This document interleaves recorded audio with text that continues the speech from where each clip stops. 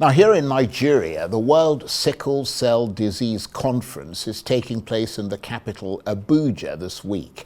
It's brought together hundreds of stakeholders from across the globe who are involved in the fight against the sickle cell disease, including healthcare professionals, researchers, patients, caregivers, advocates, industry leaders, and policymakers. Sickle cell is a major global health issue affecting nearly 8 million people worldwide, and Nigeria bears the largest share of the global burden, with more than 4 million people living with the condition.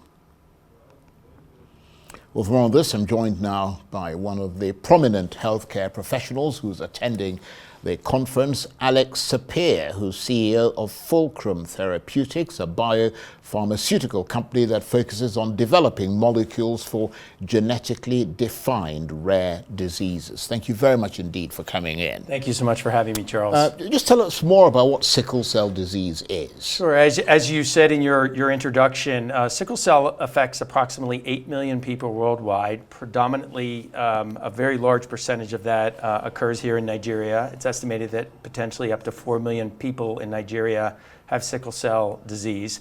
It's a genetic disorder that essentially affects the shape of the red blood cell. Normally the red blood cell is soft and flexible and allowing it to move very easily through the arteries. Sickle cell disease essentially causes these red blood cells to become very stiff, rigid, and sickle-shaped, hence the name, which prevents the red blood cells from flowing smoothly through the veins, preventing the tissues from receiving the oxygen that it needs, and the result is excruciating pain for these patients. Many of these pain conditions wind up people being admitted to the hospital. Sounds awful. And as you said, Nigeria bears a large share of this global burden. Why is that?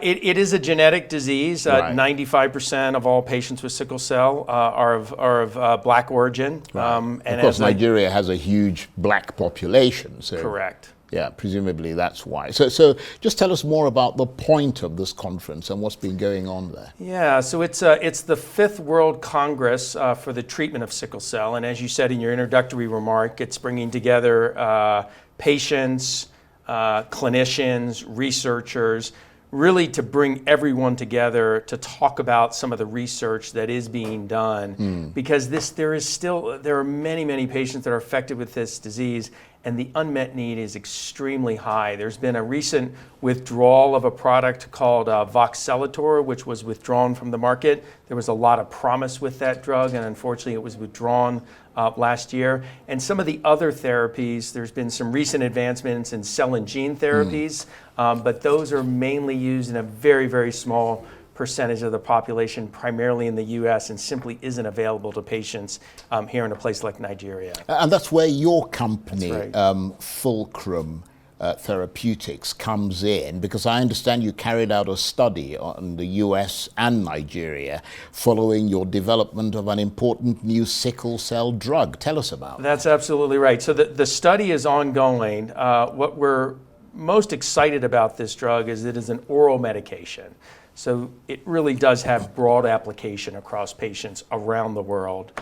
And what this drug has shown is an ability to essentially take those red blood cells that I described earlier, this sort of rigid sickle cell shape, and bring them back to their normal state, thus allowing normal blood flow to occur, the tissues to get the oxygen that they need. And if the tissues can get the oxygen that they need, then essentially those patients don't experience as much pain as they did before.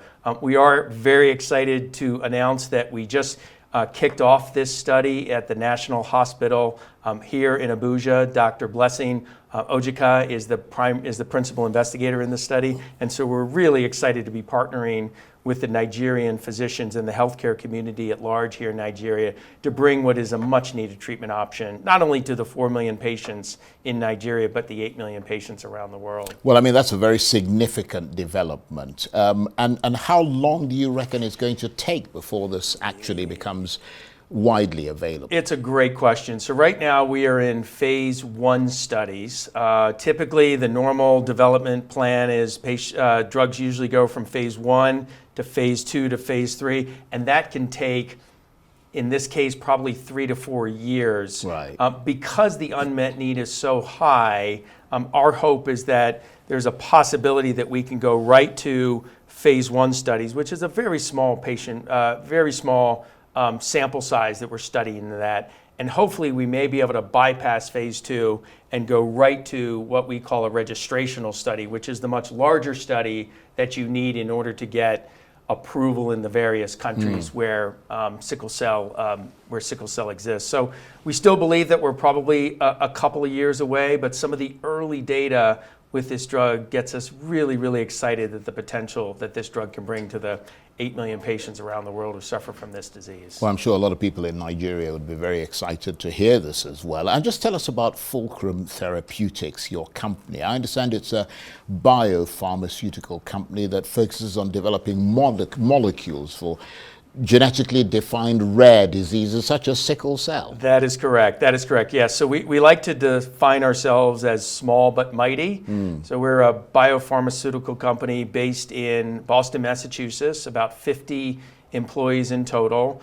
And our focus since the company was founded more than 10 years ago is to really alter the gene expression for some of these genetically defined diseases like sickle cell, but be able to do that using oral therapies as opposed to more complex monoclonal antibodies or IV or subcutaneous therapies, because we believe that developing oral therapies for many of these genetically defined diseases will really provide an ability to provide that to millions and millions of patients around the world. And we decided really primarily to focus our efforts initially on sickle cell because of how large and prevalent that patient population is, but probably more importantly because of the very, very high unmet need that still exists in this market today. I mean, I know it's still sort of a ways away, but I mean, presumably your drug is going to be affordable for people in this part of the world. That is our goal. We have a board who reminds me every day that, Alex, your goal is to make sure that the 8 million, 10 million patients that have the disease have access to that drug. And they remind me of that every quarter when we meet as a board. So we are fully committed to making sure that this drug, that all of the patients around the world, regardless of whether they're in the developing world or the developed world, will have access to this therapy in the long run. Right. So in terms of what happens next, everybody looking to your study, and the watchword is that there is hope. That is correct. We should be done with this phase 1 study by the end of this year. Once we get that data, we will then have a further discussion with the regulatory authorities, NAFDAC here in Nigeria, the FDA in the United States, and then really agree on a path forward for a larger study that potentially could serve as the basis for what we hope will be an approved product several years from now. Well, we're very encouraged, and we encourage you to keep doing what you're doing. Thank you very much indeed for coming in to talk to us. Thank you for having me. Alex Sapir is CEO of Fulcrum Therapeutics, as you heard there, a biopharmaceutical company that focuses on developing molecules for genetically defined rare diseases such as sickle cell. Thank you very much indeed. Thank you for having me.